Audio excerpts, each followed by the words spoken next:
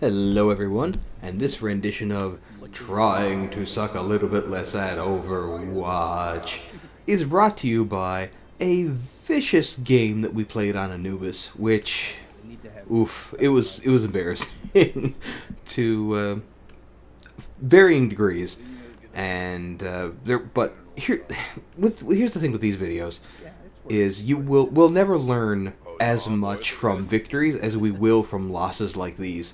And there's two really good lessons here.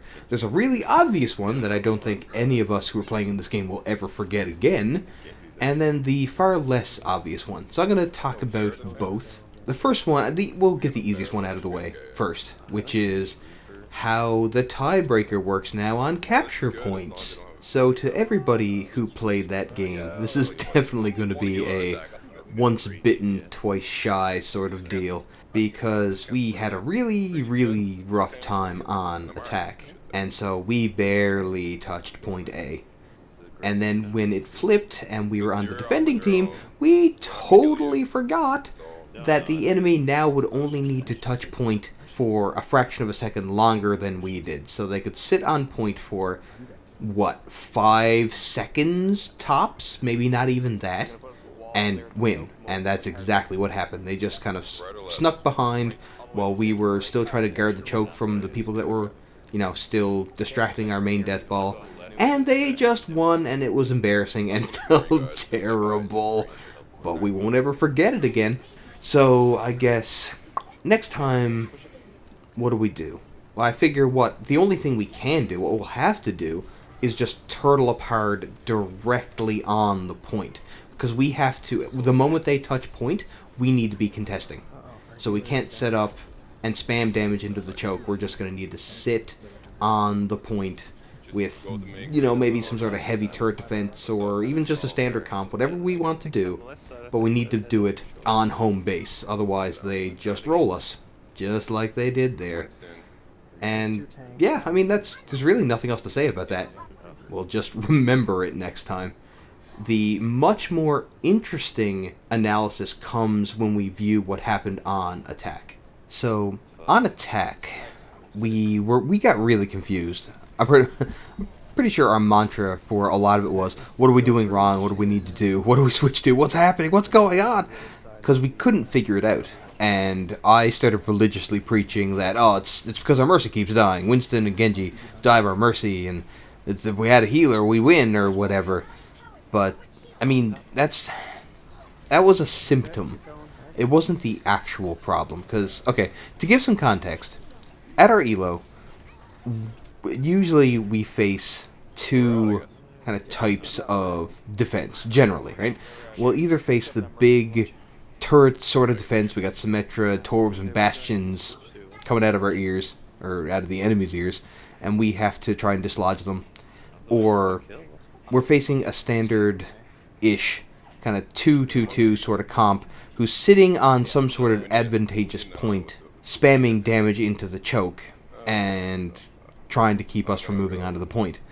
So, in both of those cases, generally the defense strategy is the same, and so the offensive strategy is the same. Defense is, we don't want you to touch the point or even get close to us, and that is our goal, to make sure you can't even get close.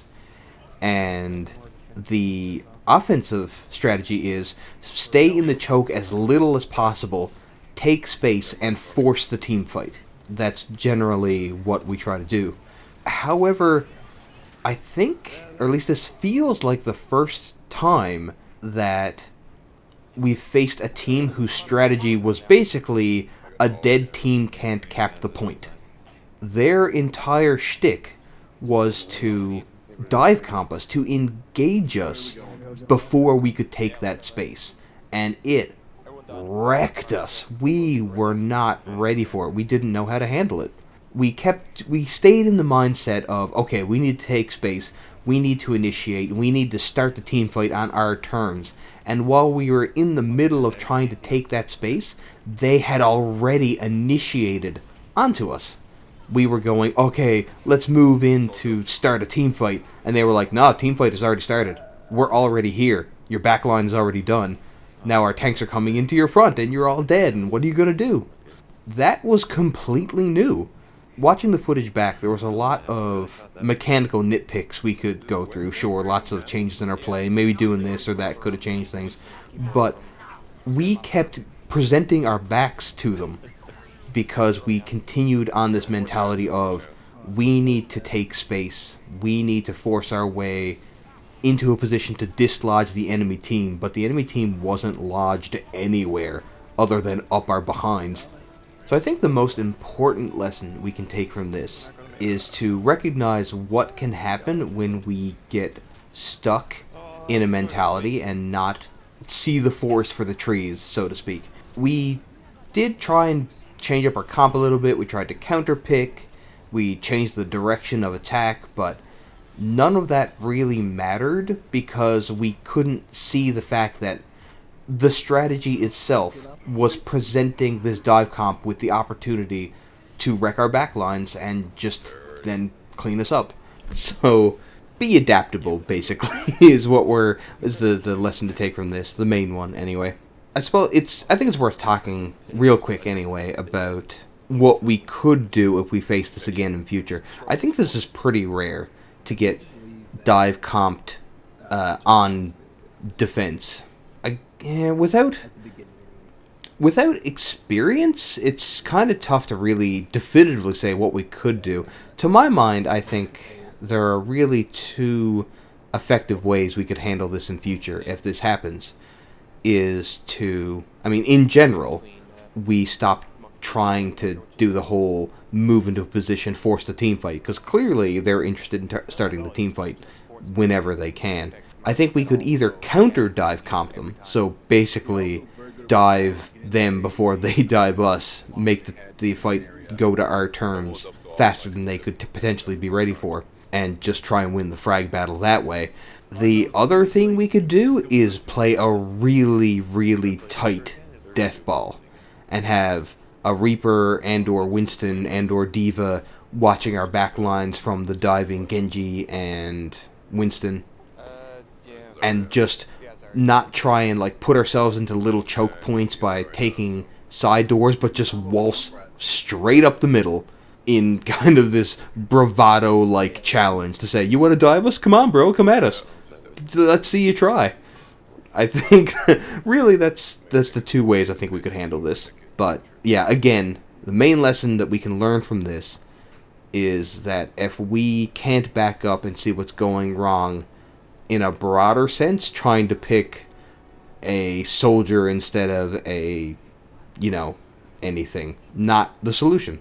So, yeah, really, I think that's all the points that I need to make on this one. No need to ramble like I always do, because I ramble a lot, and I repeat myself a lot. Occasionally, I ramble. Did I mention I ramble? And, okay, it's no longer funny. This is another rendition of trying to suck a little bit less at Overwatch. We're climbing to gold, boys. We're climbing. We're all gonna get there one day. I believe in us. We'll do it. Peace out.